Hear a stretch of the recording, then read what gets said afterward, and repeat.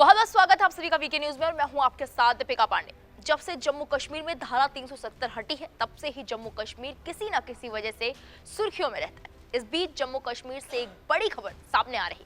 बता दें कि भारत के खनन मंत्रालय ने बताया है कि जम्मू कश्मीर में बड़े लिथियम भंडार की खोज हुई है और इससे भारत को तो फायदा होना ही है, लेकिन साथ ही साथ इस लिथियम से चीन और ऑस्ट्रेलिया की बादशाहत खत्म हो जाएगी। कैसे, वो आपको आगे बताएंगे, लेकिन पहले ये जान लीजिए कि लिथियम के अलावा और किन किन चीजों का भंडार मिला है। दरअसल भारतीय भूवैज्ञानिक सर्वेक्षण यानी कि जीएसआई ने पहली बार दिल्ली से 650 किलोमीटर उत्तर में जम्मू और कश्मीर के रियासी जिले के सलाल हैमाना क्षेत्र में 5.9 मिलियन टन के लिथियम भंडार का पता लगाया है।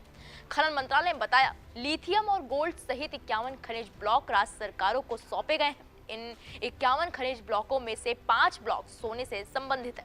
अन्य ब्लॉक जम्मू कश्मीर, आंध्र प्रदेश, छत्तीसगढ़, गुजरात, झारखंड, कर्नाटक के 11 राज्यों में फैले हैं, जो पोटाश, मोलिब्डेनम, बेस मेटल आदि जैसी वस्तुओं से संबंधित है। जीएसआई ने फील्ड सीजन 2018-19 से अब तक के कामों के आधार पर ये ब्लॉक तैयार किए थे। इनके अलावा 7,897 मिलियन टन के कुल संसाधन वाले कोयला और लिग्नाइट की 17 रिपोर्टें भी कोयला मंत्रालय को सौंपी गई हैं।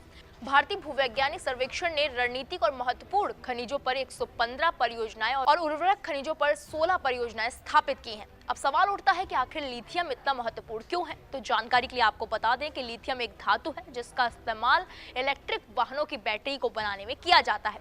मोदी सरकार देश में पब्लिक और प्राइवेट ट्रांसपोर्ट दोनों क्षेत्र में इलेक्ट्रिक व्हीकल पर फोकस कर रही है। खासतौर पर दिल्ली, मुंबई, कोलकाता, चेन्नई और बेंगलुरु जैसे प्रमुख शहरों को अधिक से अधिक इलेक्ट्रिक व्हीकल पर निर्भर बनाने की योजना है। इसके लिए लिथियम भंडार का होना बहुत जरूरी है।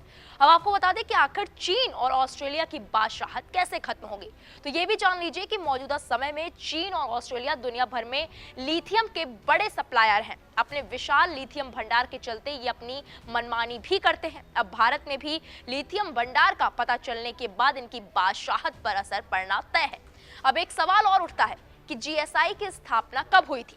भारतीय भूवैज्ञानिक सर्वेक्षण यानी कि जीएसआई की स्थापना 1851 में रेलवे के लिए कोयले के भंडार का पता लगाने के लिए की गई थी। तब से जीएसआई न केवल देश में विभिन्न क्षेत्रों में आवश्यक भूविज्ञान सूचनाओं के भंडार के रूप में विकसित हुआ है, बल्कि अंतर्राष्ट्रीय ख्याति के भूवैज्ञानिक संगठन का दर्जा भी हासिल है।